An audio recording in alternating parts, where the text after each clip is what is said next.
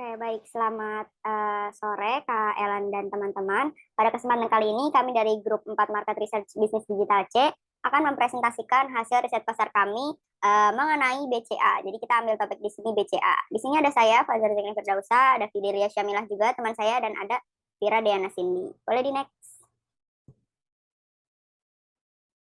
Oke, baik. Adapun bahasan yang akan kita bahas hari ini itu ada dari market sizing dan STP analysis, for piece competitor, qualitative research and quantitative research, situation analysis, market and business goals, dan recommendation. Oke, selanjutnya itu ada market sizing, di mana market sizing ini ada TAM Samsung. Kami mengambil populasi Indonesia yaitu 273 juta orang manusia, dengan TAM-nya itu dengan asumsi 80% dari penduduk Indonesia itu dengan rentang usia 12-70 tahun. Nah, itu 80% dari 273 juta itu sebanyak 218 juta jiwa. Lalu kita kecilkan lagi di serve addressable market atau SAM dengan asumsi itu penduduk 12-70 tahun yang memiliki rekening bank itu sebanyak 82,5%, atau 82,5% dikali 280 juta jiwa itu sebanyak 180 juta jiwa. Nah, habis itu kita kecilkan lagi ke share of market atau SOM dengan asumsi bahwa bank BCA dibandingkan dengan bank lain itu 1:9. Nah, jadinya jika kita hitung 1/10 dikali 180 juta jiwa, yaitu 18 juta jiwa pengguna BCA di Indonesia. Selanjutnya ada market kompetitor. Di sini market kompetitor yang kita ambil ada indirect dan direct kompetitor. Untuk directnya sendiri adalah dua bank di atas bank BCA. Ini ada Bank Mandiri dan Bank BRI, dan indirectnya itu bank-bank yang ada di bawahnya Bank BCA, yaitu ada BNI, SIM Niaga, BTN, Danamon, Panin, OCBC, Bank Mega, dan lain sebagainya. Oke, selanjutnya ada product and segmentation name. Produknya ini MBCA. Nah, di sini kita tuh segmentationnya itu ada 5, yaitu Gen Z Mandiri, Generous Millennial, Shopaholic, Dependent Gen Z, UMKM Fighters. Nah, Gen Z Mandiri ini Gen Z yang telah memiliki pendapatan sendiri. Nah, itu biasanya behavioralnya itu aware of financial, terus dia biasanya butuh tuh kayak buat top up pulsa, e-wallet, e-money, dan sebagainya. Nah, generous millennial itu kaum milenial yang baik hati gitu, yang generous. Nah, itu biasanya income udah di atas UMR dan juga behaviornya biasa, masih aware of financial, terus dia juga membutuhkan sarana untuk ngirim THR, angpau, atau uang gitu ya ke kerabat, juga untuk sarana bayar zakat dan lain sebagainya. Nah, selanjutnya itu kita juga mengsegmentasi shopaholic, di mana shopaholic ini bisa untuk umur siapa aja dan dengan income yang mana aja, dengan dia itu biasanya membutuhkan top up juga untuk e-commerce, travel, entertainment, tarik tunai, setor tunai yang efektif juga. Nah, selanjutnya dependent Gen Z, di sini dia itu income-nya di bawah atau sama dengan UMR, dengan behavior masih sama aware of financial things, suka menabung juga, tapi banyak pengeluaran atau boros, suka berbau promo.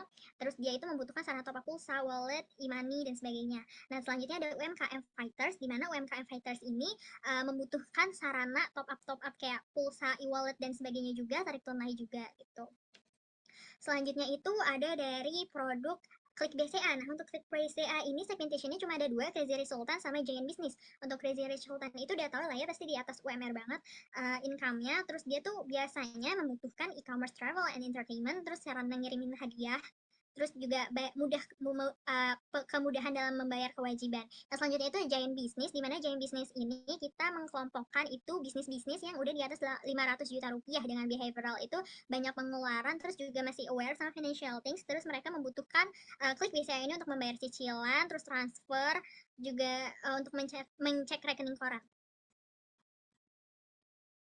Oke, selanjutnya kita akan bahas mengenai 4P. Di sini kami mengambil dua kompetitor BCA, yaitu Bank BRI dan juga SMB Niaga. Boleh next? Oke, jadi sekarang kita akan mulai menganalisis berdasarkan produk dari ketiga brand tersebut.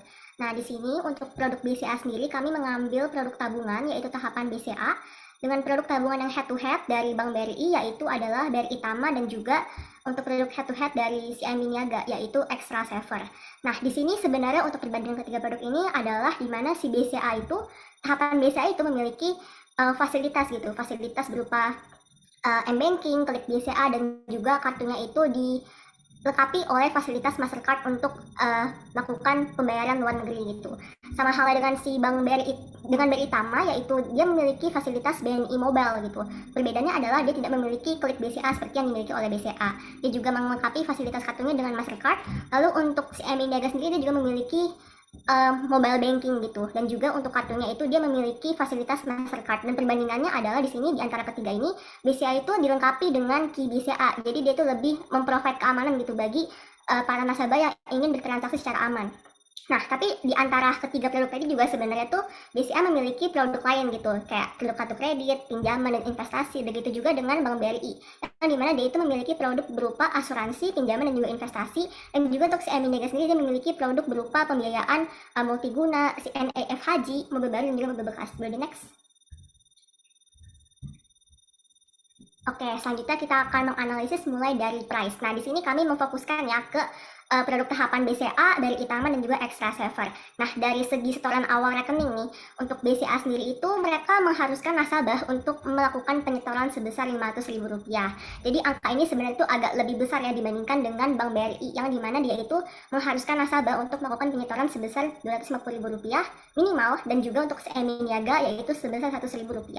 Dan untuk biaya adminnya sendiri, untuk BCA itu tergolong tinggi sih untuk pembuatan tahapan BCA-nya, yang dimana harganya adalah Rp13.000 sudah include dengan materai.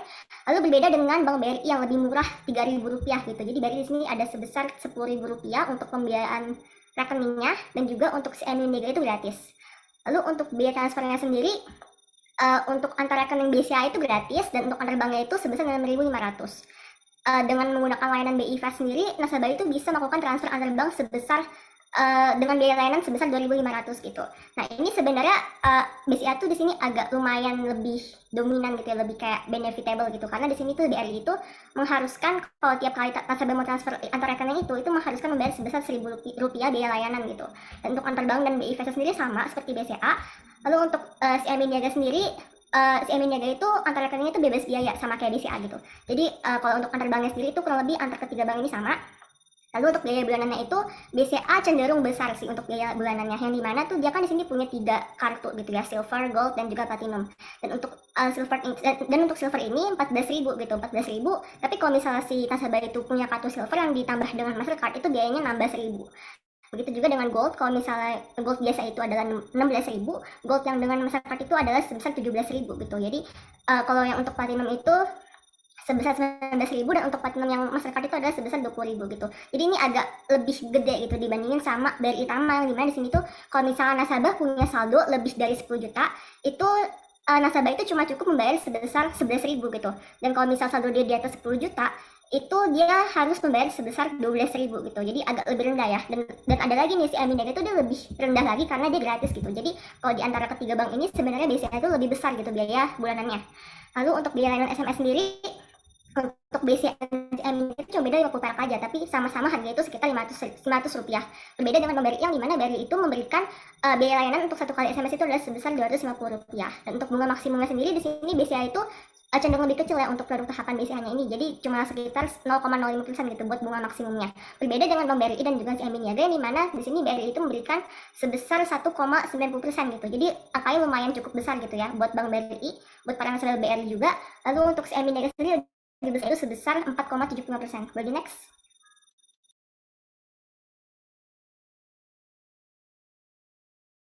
Oke, selanjutnya ada place. Di sini BCA kami membagi menjadi wilayah, jumlah kantor cabang, jumlah mesin ATM, dan lokasi mesin ATM. Untuk wilayah sendiri, BCA ini cenderung tersentral di perkotaan saja, sedangkan BRI ini balance ada perkotaan dan pedesaan. CIMB juga terpusat di perkotaan. Untuk jumlah kantor cabang terbanyak itu ada di BRI, karena tadi BRI memang membuka juga banyak di pedesaan. Untuk jumlah mesin ATM, di nomor urut pertama ini ada BCA dengan 18.000 sekian mesin ATM. Jika dibandingkan dengan BRI dan CIMB Niaga, memang BCA ini terlampau jauh lebih banyak ya. Makanya kalau misalnya kita cari-cari gitu, memang jauh lebih mudah ditemukan ATM BCA. Bahkan ada yang kayak satu lorong tuh BCA doang gitu juga ada. Kemudian lokasi mesin ATM ini sama, ketiganya ini sama-sama berada di tempat-tempat tertentu, terus juga ada di mall dan di toko-toko retail. Lagi next. Oke, selanjutnya ini promotion ya. Kalau dari promotion ini sebenarnya baik ketiganya dari BCA, BRI, dan CIMB Niaga itu sama-sama memenuhi 6 jenis promosi, baik itu TV ads, infomercial, baliho ads, in-store advertising, print ads, dan online ads. Namun, karena memang BCA ini menyasar banyak orang di perkotaan yang memang sudah melek teknologi gitu ya. Jadi kalau secara iklan online itu tuh memang BCA ini jauh lebih gembor-gembor iklan gitu. Jadi kayak mereka benar-benar banyak banget iklannya jika dibandingkan dengan CIMB dan BRI seperti itu. Oke, selanjutnya itu ada quantitative research, di mana kita itu melakukan research dengan Google Form. Nah, yang pertama itu kita menanyakan tujuan menggunakan tahapan BCA itu apa, dan mereka menjawab itu paling banyak itu digunakan untuk transaksi, dan sisanya untuk menabung, mendapatkan aksesibilitas keuangan yang mudah, dan juga mendapatkan layanan perbankan yang umum terpercaya. Nah, kekurangan dari layanan tahapan BCA itu apa? Kekurangannya itu ada sebanyak 27% itu menjawab kalau misalkan tahapan BCA itu kurang update, admin bulanan yang besar, tidak ada riwayat informasi setelah transaksi, suka error, ada biaya tambahan transfer via BI Fast. Nah, kita juga bertanya pengguna BCA Mobile itu ada berapa. Nah, 97% itu menggunakan BCA Mobile, tapi 1%-nya itu tidak menggunakan, dia hanya menggunakan ATM saja. Tujuan menggunakan BCA Mobile itu paling banyak untuk transaksi. Nah, juga yang lainnya untuk menabung, Go Green praktis. Kenapa Go Green? Karena si BCA Mobile ini tidak menggunakan bukti fisik, jadinya dia Go Green. Masalah saat mengakses rekening BCA Mobile itu ada kadang suka error dan sinyal, tapi sisanya tidak ada. Lalu fitur-fitur BCA Mobile sudah mewakili atau memenuhi kebutuhan. Kebanyakan dari mereka bilang kalau fitur-fitur itu sudah mewakili. Namun beberapa orang juga masih bilang kalau belum mewakili dan masih terdapat fitur yang belum tersedia dan mereka butuhkan gitu ya. Dan mereka bilang kalau misalkan fiturnya itu perlu diupdate. Nah, fitur yang harus ditambahkan itu apa? Beberapa di sini menjawab bahwa fitur yang ditambahkan itu seperti Face ID, fitur berinteraksi dengan pengguna lain, pembayaran paspor, mutasi rekening ditambahkan jam keluar masuknya, menghilangkan kode perusahaan pada virtual account supaya hanya menggunakan nomor handphone saja, dan memperbanyak e-wallet. Nah, sisanya itu nggak ada karena tadi mereka bilang udah mewakili. Oke, baik, berdasarkan riset yang sudah kuesioner yang sebelumnya, kami juga menggolongkan customer-customer yang responden-responden ini menjadi dua jenis. Sorry, yang pertama ada satisfied customer dan critical customer, di mana karakteristik dari satisfied customer itu adalah rata-rata mereka adalah pengguna yang loyal, yang udah menggunakan itu biasanya di atas 5 tahun. Mayoritas lingkungannya memang menggunakan BCA. Adapun insight yang didapat dari mereka adalah kemudian pembayaran daripada bank lain, mesin ATM yang mudah ditemukan, dan limit penarikan dan setor yang lebih besar. Kemudian ekspektasi mereka adalah mereka mengharapkan aplikasi yang jauh lebih kekinian gitu, karena memang jika dibandingkan dengan bank lain, BCA ini termasuk yang cukup kaku gitu.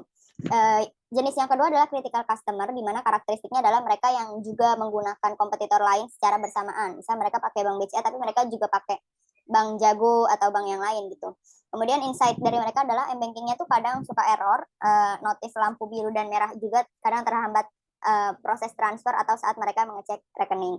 Ekspektasi mereka adalah mereka mengharapkan bahwa BCA menambahkan fitur yang dapat menambah kenyamanan ekstra bagi para penggunanya.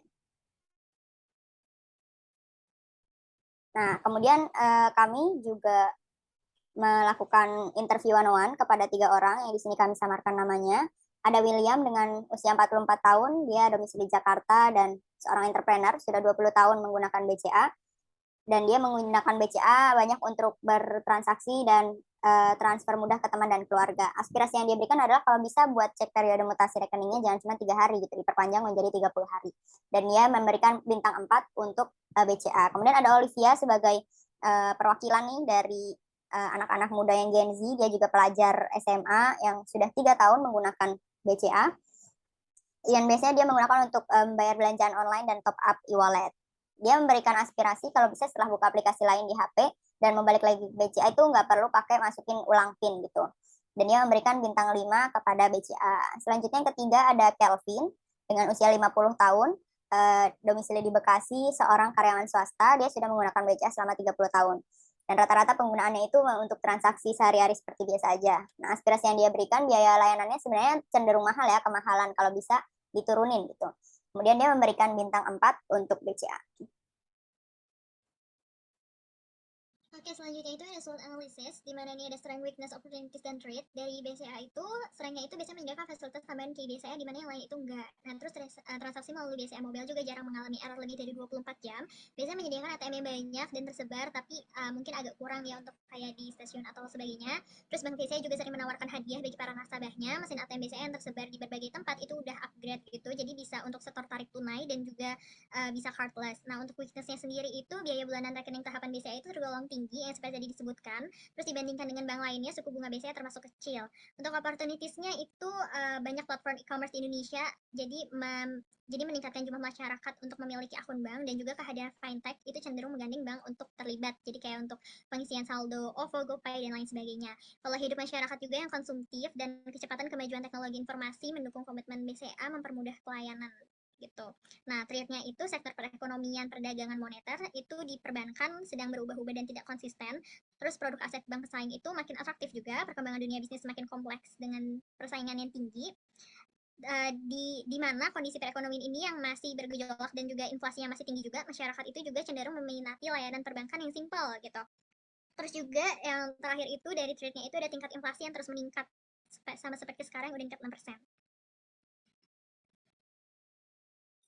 Oke, jadi sekarang kita akan membahas mengenai situation analysis atau ends of metrics dari BCA. Nah, di sini untuk produknya sendiri kami mengasumsikan bahwa kami menggunakan produk tahapan BCA gitu ya sebagai produk yang existing dan juga market yang existing gitu. Karena waktu itu tahapan BCA itu adalah adalah produk utamanya BCA gitu. Yang paling pertama kali dirilis oleh BCA. Nah, jadi dengan produk yang existing waktu itu tahapan BCA, di sini tuh BCA melakukan yang namanya market penetration strategy yang dimana dia itu memperbanyak mesin ATM dan kantor cabang di beberapa titik wilayah. Jadi buat tahapan BCA ini lebih kayak memperbanyak fasilitas ATM-nya gitu, biar orang-orang tuh tertarik buat pakai si tahapan BCA. Terus habis itu dia juga memberikan hadiah untuk nasabah setiap produk layanan, kan dimana tujuannya adalah untuk mempertahankan loyalitas pelanggan gitu, karena kan biasanya kan pelanggan suka yang serba hadiah gitu kan. Lalu ada juga promosi khusus gitu buat pengguna rekening tahapan BCA. Jadi di sini para pengguna rekening tahapan BCA itu bisa mendapatkan promosi yang emang khusus buat si tahapan BCA aja. Jadi orang-orang tuh bakal lebih tertarik buat pakai si tahapan BCA. Nah, lalu kemudian di sini BCA juga melakukan yang namanya market development strategy, yang dimana dia itu dengan produk yang existing yaitu tahapan BCA, dia itu menargetkan segmen pasar baru gitu. Jadi di sini tahapan BCA itu dipecah lagi nih jadi tiga. Yang pertama itu adalah tahapan gold dan juga tahapan ekspresi yang kemudian adalah tahapan BCA yang biasa gitu. Nah, tahapan gold ini adalah produk tahapan yang dikhususkan buat para pengusaha gitu. Jadi limitnya mungkin lebih besar dan jadi si pengusaha itu lebih luas lah gitu buat melakukan transfer antar rekening ke sesama mungkin pebisnisnya gitu. Lalu untuk tahapan ekspresi itu lebih dikhususkan buat para anak muda dan juga remaja gitu. Jadi di sini tuh untuk tahapan ekspresi itu dia limitnya juga lebih memang lebih kecil, tapi di sini tuh untuk biaya layanan tuh agak lebih murah gitu. Jadi di sini si BCA ini melakukan yang namanya market development strategi untuk menambah segmen-segmen baru dari tahapan BCA ini. Nah, kemudian BCA juga melakukan yang namanya membuka cabang di luar negeri gitu. Jadi di sini dia memperluas pangsa pasarnya ke luar negeri untuk mendapatkan konsumen-konsumen baru gitu. Lalu dia juga mengembangkan pasar melalui sosial media BCA seperti Facebook, Instagram, dan lain sebagainya. Dan tujuannya adalah untuk menambah segmen pasar baru tadi. Karena kan kalau dari sosial media itu kita bisa melihat banyaknya berbagai macam orang-orang gitu kan dengan berbagai macam segmen berbeda. Jadi di sini dia tuh berusaha buat mengait mereka ke dalam produk tahapan BCA ini. Oke, kemudian selanjutnya ada product development strategy yang dimana di sini tuh BCA dengan market yang existing, dia ini mendevelop gitu produk tahapan BCA-nya dengan menghadirkan fasilitas m-banking dan juga klik BCA gitu. Jadi di sini tuh hadirnya mereka ini adalah buat mempermudah transaksi buat para pengguna tahapan BCA gitu. Kemudian dia juga memperbaharui nih fitur keseluruhan mesin ATM. Jadi yang tadinya cuma kayak mesin ATM buat narik tunai, cek saldo, itu diperbaharuin semua gitu sama si BCA biar orang-orang tuh bisa narik duit secara cardless, terus bisa seperti tunai langsung gitu ke ATM-nya, jadi kayak lebih canggih. Nah, kemudian dengan BCA juga melakukan yang namanya diversification strategi yang dimana dia itu menargetkan market yang baru dengan produk yang baru gitu. Jadi di sini BCA itu selain mengeluarkan produk tahapan BCA nih, produk tabungan, dia juga mengeluarkan produk-produk lain seperti produk kredit, produk pinjaman, electronic money, dan juga produk asuransi. Next. Nah, kemudian results dari sini kita menganalisis nih market and business goals dari BCA berdasarkan di sini trade off BCA itu cenderung low ke karena dia ini low karena pada dasarnya kan buat membangun gitu sebuah usaha bank itu nggak mudah gitu, apalagi di Indonesia, karena di Indonesia itu banyak banget peraturan pemerintah yang menjadi hambatan gitu bagi para orang-orang yang mau membangun usaha yang sama seperti bank gitu. Jadi di sini tuh cenderung low, dan juga biasanya kan orang-orang itu kalau misalnya membangun bank kan pasti membutuhkan dana yang cukup besar gitu kan, Jadi dan nggak semua orang itu punya dana yang sebesar itu gitu. Jadi makanya dia low. Nah tapi dia itu juga bisa medium. Kenapa medium? Karena buat saat ini untuk membangun sebuah bank itu memang susah, tapi pada dasarnya tuh buat menerbitkan sebuah produk yang serupa dengan produk bank gitu, kayak produk tabungan itu mudah gitu. Contohnya seperti apa? Seperti Line. Line itu adalah sebuah aplikasi pada dasarnya. Tapi di sini dia itu bisa menggandeng Hana Bank gitu. Hana Bank buat merilis sebuah bank yaitu Line Bank gitu. Yang dimana di sini tuh dia memberikan produk tabungan yang serupa dengan punya BCA gitu. Begitu juga dengan perusahaan sekuritas yaitu iPod. Nah, di sini iPod itu sebenarnya adalah perusahaan yang berfokus terhadap saham gitu. Tapi di sini tuh dia mengeluarkan iPod Pay yang dimana iPod Pay ini tuh fungsinya tuh mirip dengan produk tabungannya si BCA gitu. Jadi orang-orang tuh mungkin bakal lebih tertarik gitu buat taruh duit di iPod Pay karena di sini tuh iPod Pay itu memberikan bunga yang lebih tinggi daripada produk tabungan yang biasa gitu. Jadi di sini tuh secara nggak langsung ini untuk trade off new entrance itu adalah low ke medium. Nah lalu untuk trade off substitute-nya itu adalah cenderung medium ke high. Kenapa? Karena di sini itu BCA itu sebenarnya punya produk substitusi gitu. Produk substitusi dari produk kompetitor seperti misalnya si BCA ini punya tahapan BCA. Nah dia itu punya mereka kompetitor itu punya barang-barang yang bisa menggantikan si tahapan BCA ini. Contohnya kayak BNI itu punya BRI Tama dan Mandiri itu punya produk Mandiri gitu. Dan mereka tuh juga dilengkapi dengan fasilitas yang kurang lebih sama. Jadi kayak orang tuh bisa beralih dari BCA Mobile ke BNI Mobile ataupun ke Living by Mandiri gitu. Nah, terus oleh karena itu makanya di sini trade off substitute itu medium ke high karena tuh nasabah atau konsumen itu bisa dengan mudah mencari alternatif lain nih kalau misalnya tuh tahapan BCA itu nggak sesuai sama ekspektasi mereka. Nah, kemudian sini ada bargaining power of suppliers-nya. BCA yaitu cenderung low. Kenapa low? Karena di sini itu kan BCA tuh lebih biasanya kan kalau buat kebutuhan BCA itu mereka memerlukan yang namanya kayak buku rekening, kertas truk dan juga kartu-kartu BCA gitu kan, kartu-kartu untuk para nasabah. Nah, di sini tuh BCA itu dengan mudah gitu mendapatkan semua supplier untuk para produknya ini. Nah, oleh karena itu di sini tuh bargaining power of suppliers itu low karena BCA itu bisa gitu bahkan dengan mudah mencari supplier kalau misalnya supplier lain kalau misalnya supplier yang bisa dipakai itu misalnya harganya naik atau lain sebagainya gitu. Nah, kemudian untuk bargaining power of customers itu medium. Kenapa medium? Karena di sini tuh sebenarnya kan nasabah itu kalau misalnya enggak memakai produknya itu nggak sesuai ekspektasi kan, itu mereka tuh sebenarnya bisa pindah gitu menggunakan produk-produk lain gitu. Jadi kayak misalnya dari tahapan BCA misalnya bunganya terlalu rendah dan itu nggak sesuai sama ekspektasi mereka tuh bisa berpindah gitu ke produk lain, tinggal different aja gitu kan nama-nama mereka dan mereka tuh bakal bisa bikin rekening baru di bank lain gitu. Nah, jadi di sini tuh switching cost-nya itu rendah karena sini tuh nasabah tuh nggak perlu ngeluarin biaya sebesar-besarnya gitu buat ganti rekening ke produk lain gitu. Terus juga di sini masyarakat akan teknologi itu kan kadang cenderung kayak kalau misalnya sebelum bikin rekening itu mereka kayak suka ngecek nih di internet kira-kira tuh antara misalnya BCA sama BRI itu lebih untung mana sih, kayak lebih murah mana sih biaya lainnya dan lain sebagainya gitu kan. Jadi karena itulah di sini tuh bargaining power of customers itu medium gitu. Lalu kemudian ada competitive rivalry yaitu high. Kenapa high?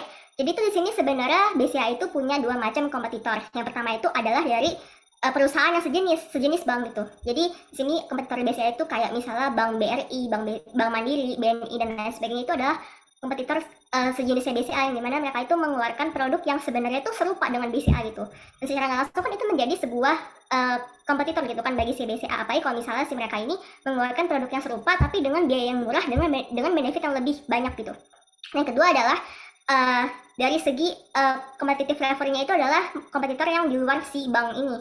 Contohnya seperti perusahaan-perusahaan yang berfokus terhadap saham, reksadana dan lain sebagainya gitu. Kadang kan orang kalau misalnya melihat nih nabung di saham gitu, nabung di saham itu kayak lebih benefitable karena bunganya karena income-nya itu profitnya lebih tinggi gitu daripada nabung di bank gitu. Jadi kan kayak mungkin kita sering dengar nih, mending duitnya tuh ditaruh di investasi aja, saham aja, reksadana aja gitu karena profitnya lebih gede daripada nabung di bank tuh nggak berasa gitu kan bunganya. Nah, oleh karena itulah di sini tuh secara nggak langsung produk-produk saham reksadana ini menjadi sebuah rival gitu bagi produk tabungannya si BCA gitu. Apalagi kan kayak fokus utama BCA itu kan produknya tabungan gitu kan. Nah, oleh karena itulah karena tingginya competitive rivalry ini, makanya di sini untuk BCA supporter favorite force-nya itu adalah cenderung high untuk segi competitive rivalry-nya. Boleh di next.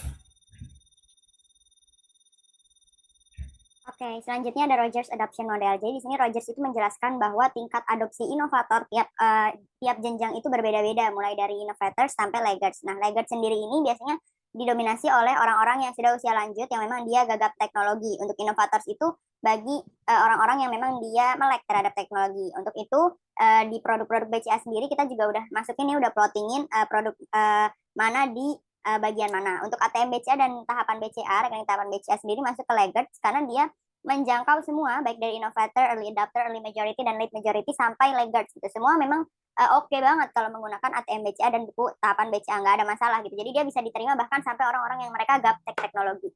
Untuk BCA Mobile dan Klik BCA karena memang ini ada sentuhan teknologinya gitu ya. Jadi nggak semua kalangan bisa, nggak semua kalangan di sini, nggak semua kalangan yang melek teknologi bisa gitu. Nggak semua kalangan itu bisa buat menerima teknologinya. Untuk itu kita masukin ke dalam late majority.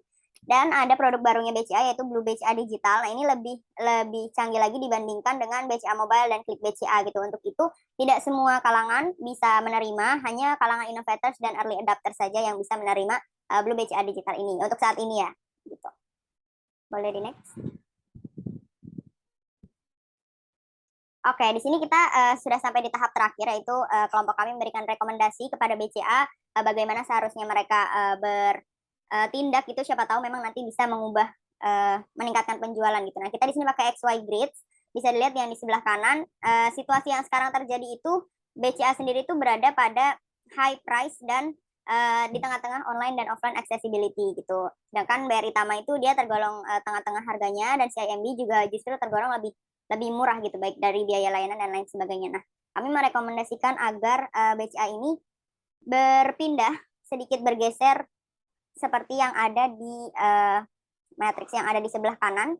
Jadi dia menurunkan harga biaya layanan dan menyeimbangkan antara online accessibility dan offline accessibility. Karena yang kita lihat BCA ini punya BCA Mobile, Klik BCA. Sekarang ada Blue BCA Digital gitu. Jadi memang dia dominasi dari online-nya banyak gitu. Sedangkan offline-nya itu rata-rata baru dari ATM aja. Nah, kalau misalnya mereka bisa ngimbangin gitu, nanti jauh lebih bisa di semua kalangan sih gitu. Karena kita sih berharap dengan adanya dia berpindah sedikit, ini switching sedikit, jadi banyak pasar yang bisa mereka targetin untuk ke depannya. Boleh di next. Oke, jadi juga sekarang saya akan memaparkan mengenai rekomendasi lain nih buat BCA based on SWOT and surveys. Nah, jadi di sini kami menyarankan gitu supaya BCA itu mungkin bisa lebih memeratakan akses ATM-nya gitu. Karena kan kita tahu nih kalau misalnya BCA itu ATM-nya memang banyak, tapi sebenarnya tuh ATM-nya itu nggak merata, kayak cuma di beberapa wilayah aja yang banyak, tapi kadang tuh di wilayah lain tuh agak dikit gitu. Jadi mungkin dari BCA sendiri bisa membantu gitu untuk memeratakan akses ATM-nya.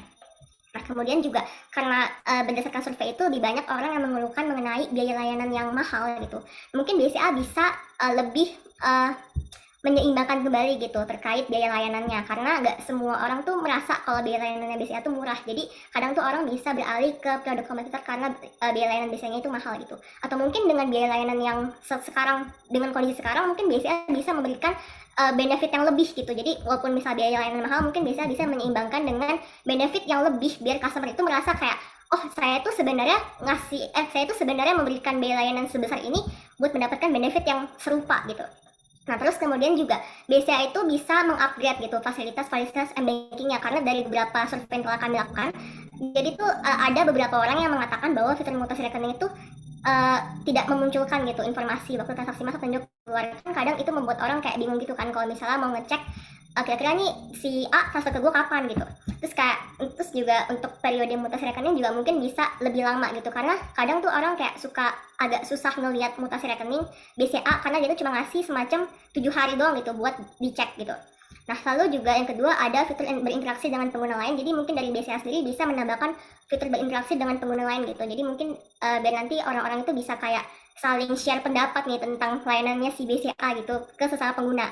Terus juga yang ketiga yaitu BCA mungkin bisa menambahkan fitur Face ID, karena bagi nasabah itu sebenarnya uang itu adalah sesuatu yang harus disimpan secara aman gitu. Jadi BCA itu mungkin bisa menambahkan Face ID biar nasabah itu lebih merasa aman gitu dengan menggunakan produksi BCA. Boleh next.